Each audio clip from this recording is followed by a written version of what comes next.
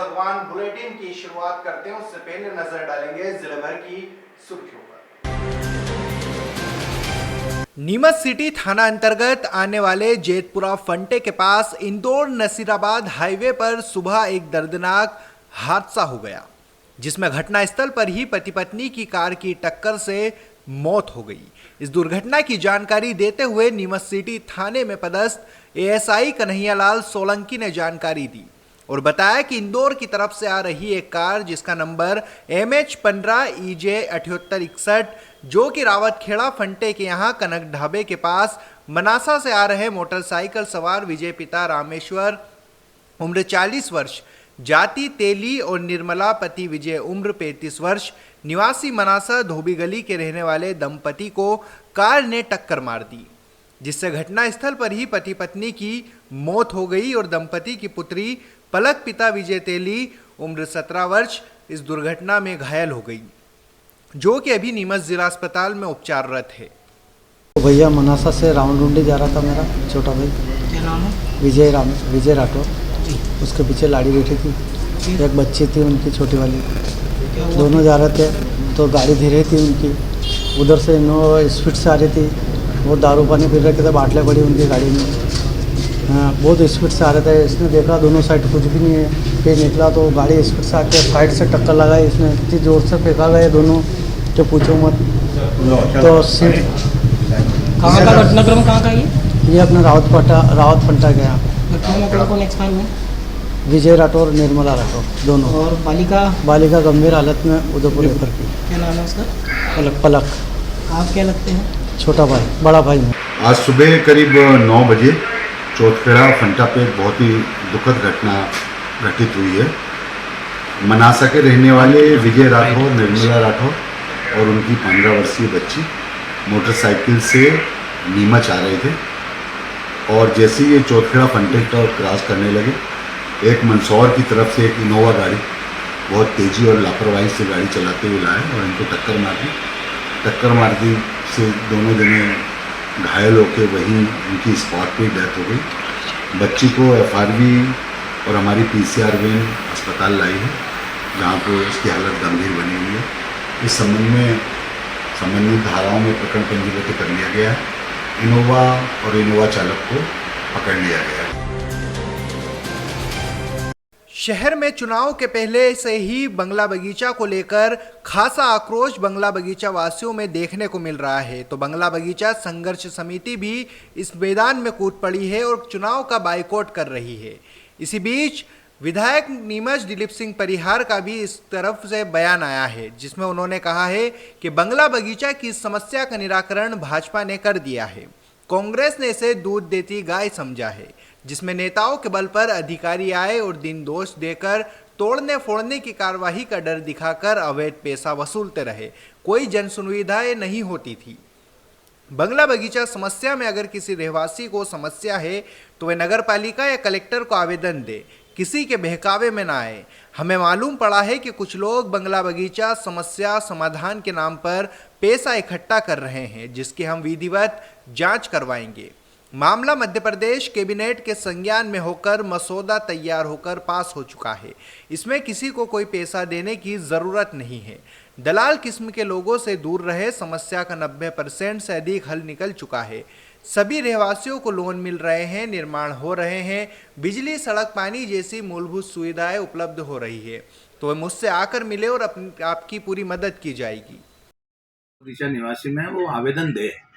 आवेदन एक समस्या के लिए सुझाव समाधान के लिए आवेदन ही एक काम है, इसलिए वो उसको आवेदन देना चाहिए। नगर पालिका में दे या कलेक्टर कार्यालय में जाके दे आवेदन, जिससे कि उसकी समस्या का निराकरण। जो लोग आवेदन ही नहीं लगाएंगे तो फिर कोई प्रशासन घर जाके तो वो निपटाने वाला नहीं है। इसलिए मेरा सबसे ये अपील है जो बंगला बगीचा निवासी में रहते हैं कि वो इन लोगों के चक्कर में गुमराह नहीं कर हो। और अभी हमको मालूम भी पड़ा है कि कुछ लोग पैसा इकट्ठा कर रहे हैं बंगला बगीचा वाले निवासियों से, वो बहुत गलत काम है, क्योंकि इसमें कोई पैसा लगना नहीं है, कोई कोर्ट में जा नहीं सकता है। जब कैबिनेट ने इस निर्णय को लिया है और निर्णय को इसको नीचे तक फॉलो किया है, CM और व्यवस्थापन बोर्ड बनाया है, वो इसका निराकरण कर रहे हैं, तो ये जो भ्रम जाल फैला रहे हैं लोग, उनके चक्कर में नहीं आए कि वो बंगला बगीचा समस्या निवारण, नहीं तो वोट नहीं, ये जो जो इस प्रकार के जो लोग लगे हैं, मैं इनको कहूँगा दलाल किस्म के जो लोग लगे हैं, उनसे दूर रहें और अपना आवेदन दें।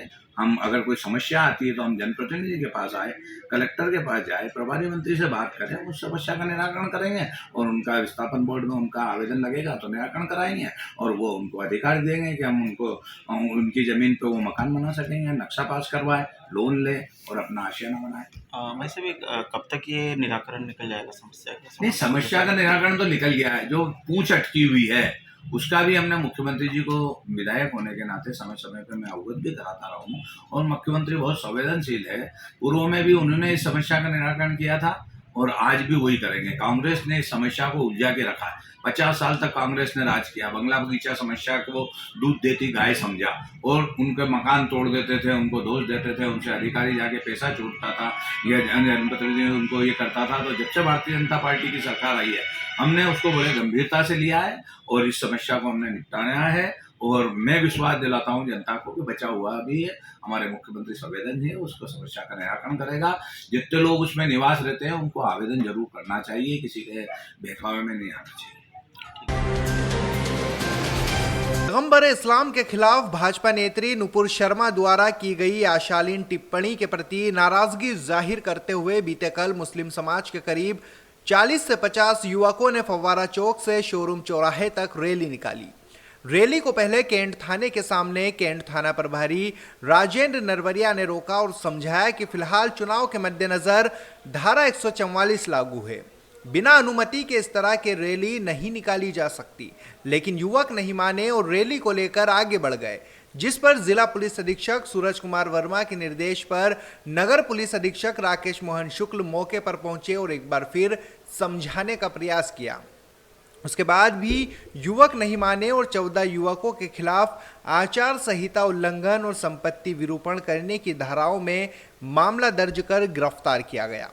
कलेक्टर द्वारा आगामी नगरीय निकाय और ग्राम पंचायत के चुनाव को देखते हुए धारा 144 लागू की गई है और वर्तमान में संपूर्ण जिले में आचार संहिता लागू है। इसके बाद भी आरोपीगण द्वारा इकट्ठे होकर कलेक्टर के आदेश की अवहेलना की और फव्वारा चौक से बिना किसी पूर्व वैधानिक अनुमति के रैली निकाली गई।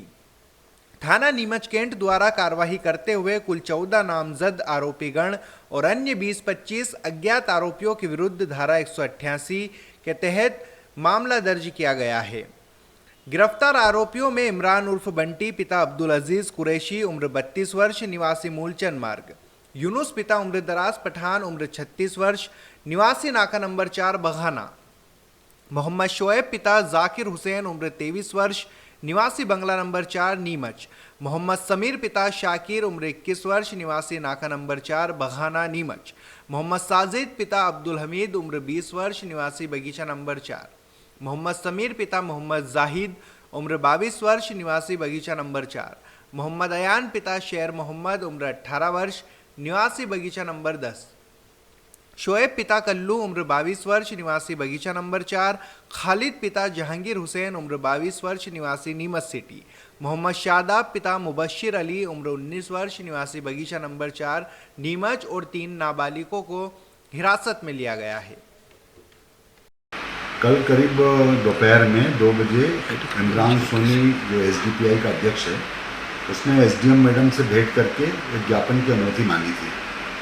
ज्ञापन की अनुमति उनको मिली भी नहीं थी, सिर्फ उनको ये कहा गया था कि 4 जने आके जो भी बात अपनी कहना है वो आकर बता सकते हैं, जो भी आपको एप्लीकेशन देना है। लेकिन फिर भी जो है ये लोग नहीं माने और करीब 50-60 की संख्या में हुजूम बना के और एक बैनर लेके और जुलूस की शक्ल में कलेक्ट्रेट जाने लगे। मेसी शोरूम चौराहे पे पहले TI कैंट राजेंद्र नरवरिया ने रोका उनको और फिर उनसे कहा, लेकिन वो मानने को तैयार नहीं हुए। उसके बाद फिर मैं आया और मैंने भी उनको समझाने की कोशिश की। सभी युवा लड़के थे और नारे लगा रहे थे। फिर इसलिए चूँकि संपत्ति विरूपण और धारा 188 भारतीय दंड विधान का अपराध है, इसलिए उनमें से 12 लोगों को हमने अभिरक्षा में लिया, 6 लोग भाग गए और उसके बाद एक प्रकरण पंजीबद्ध किया गया प्रकरण में करीब 13 नामजद लोग और 25 अन्य, जिनके सभी के सीसीटीवी फुटेज एक टीम लगी है जो उनके शिनाख्त कर रही है। उसमें से कुछ नाबालिग बच्चे भी थे, उनको तत्काल रिहा कर दिया गया और उसके बाद 8 लोग जो हैं उनको प्रतिबंधात्मक धाराओं में कार्रवाई की गई है, जो आज एसडीएम कोर्ट में पेश किया जाएगा। शेष व्यक्ति जो हैं उनके आपराधिक रिकॉर्ड के बारे में हम ज्ञात कर रहे हैं और साथ ही ये ज्ञात कर रहे हैं कि बिना अनुमति के इनको कौन शय दे रहा है कि ये इस तरीके से इकट्ठे हों। इसकी अंतिम बिंदु तक जांच की जाएगी और जांच के जो भी तथ्य होंगे उस हिसाब से सख्त कार्रवाई की जाएगी। सर, एक तरफ आचार संहिता भी लगी हुई है और इस तरह से ये जा रहे हैं, तो क्या आप और कुछ इनको हिदायत देना चाहेंगे? इस तरह से कुछ ये तो ग्रेली निकालते हैं। को अवगत कराया गया है कि माननीय जिलाधीश महोदय ने चुनाव को देखते हुए 144 जो सीआरपीसी है उसके तहत प्रतिबंधन आदेश जारी किए। उस प्रतिबंधन आदेशों में मुख्यतः जुलूस सभा जो है बिना अनुमति के नहीं हो सकती है। कोई ध्वनि प्रदूषण, ध्वनि का यंत्र का उपयोग बिना जिलाधीश महोदय की अनुमति के नहीं हो सकता है। ऐसे उसके 10-12 पॉइंट हैं। रात में 10 बजे के बाद कोई भी ध्वनि विस्तारक यंत्र का उपयोग नहीं होगा। साथ ही यदि 5 से ज़्यादा लोग कहीं पर सभा करना चाहते हैं तो उसकी पूर्व अनुमति लेनी पड़ेगी। अस्त्र शस्त्र को लेकर नहीं चल सकेंगे।